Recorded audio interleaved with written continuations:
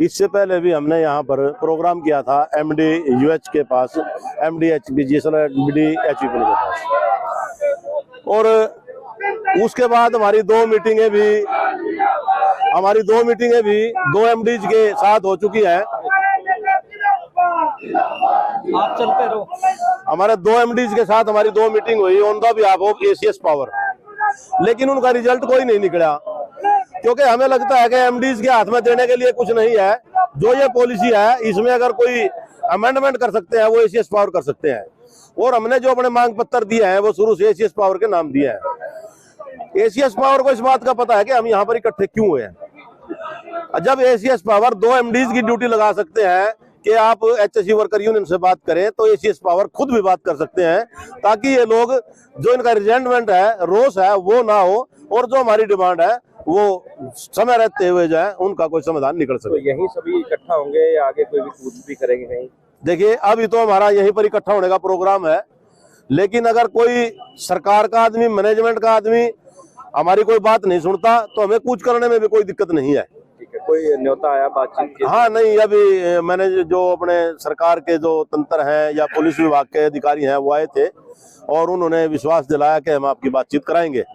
लेकिन हमारे स्टेट के जो कर्मचारी यहाँ पहुंचे हैं तो कहीं ना कहीं बिजली सेवाएं भी जो है प्रभावित हो रही होंगी आज। नहीं, हमने ऐसा किया है कि हमने कुछ साथी बिजली की सेवाएं देने के लिए पूरे प्रदेश के अंदर रोके हुए हैं, क्योंकि हम पब्लिक को किसी तरह का कोई नुकसान या उनको कष्ट नहीं देना चाहते। इसलिए हमने अपने कुछ साथियों को पीछे रोका हुआ है कि वो पब्लिक को नुकसान ना होकर के अपनी बिजली को सुचारू रूप से चलाएं, क्योंकि हमारा मकसद जो है ना, किसी को तंग करना नहीं है। हमारा मकसद है कि हम सरकार को ये दिखाएं कि हमारा रोष है और हमारी डिमांड लागू करी जाए। तो आज अगर सहमति नहीं बनती या मांगों को लेकर बातचीत नहीं होती है तो आगे क्या रणनीति अपना सकते हैं? अगर आज हमारी कोई सहमति नहीं बनती तो जो हमारी वार्ता समिति है, हम बैठ करके अपनी बातचीत करेंगे और अगला निर्णय लेंगे। लेकिन ये बिल्कुल तय है कि जब तक हमारी डिमांड मानी नहीं जाएगी तब तक आंदोलन जारी रहेगा। इससे भी तीखे आंदोलन सरकार के खिलाफ और मैनेजमेंट के खिलाफ आएंगे। ये मैनेजमेंट ने देखना है कि समय रहते हुए जो हमारी ऑनलाइन ट्रांसफर पॉलिसी है, जिसके अंदर बहुत खामियां हैं, जिसको हम रद्द करने की बात कर रहे हैं, या हमारी कैशलेस मेडिकल बेनिफिट है उसको देने की बात है, या हमारा रिस्क अलाउंस, जो बिजली बोर्ड का कर्मचारी आए दिन कहीं ना कहीं मौत का शिकार हो जाता है, मैं तो उनको शहीद कहूंगा, क्योंकि एक आदमी आमने सामने लड़ाई लड़े और उसमें घायल हो जाए या कुछ हो जाए तो अलग बात है, लेकिन हमारा दुश्मन तो छिपा हुआ है जो हमारे पास छुप के वार करता है। इसलिए हमारा रिस्क अलाउंस लागू होना चाहिए। और हमारे क्लैरिकल साथियों की बहुत डिमांडें हैं, चाहे किसी भी तरह की हैं, हमारे अलाउंसेज नहीं बढ़े। अभी प्रधान जी ने बताया था कि DC रेट के साथियों का दुर्भाग्य है इस बात के लिए कि 2017 के बाद एक पैसा सरकार ने नहीं बढ़ाया है, और इसलिए हमारी ये भी डिमांड है कि उन साथियों का पैसा बढ़ाया जाए ताकि वो भी अपने परिवार का भरण पोषण सही समय से कर सके।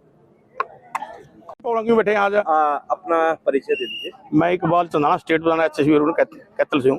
आज पंचकुला में प्रोटेस्ट किया जा रहा है, क्या क्या डिमांड्स हैं और कहां से जो है बिजली कर्मचारी यहाँ पर पहुंचे हैं?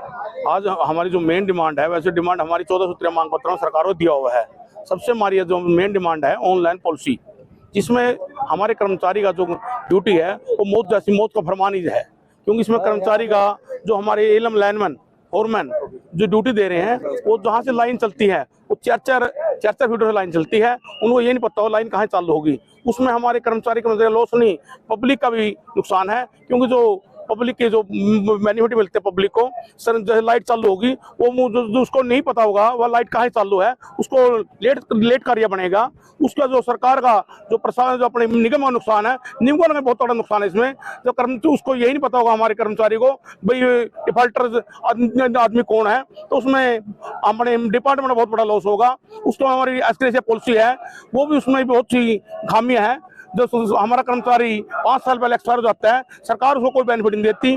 OPS हमारी पुरानी पेंशन लागू है, इसमें हमारे 2005 के साथ लगे साथी हैं, उनको कोई बेनिफिट नहीं है।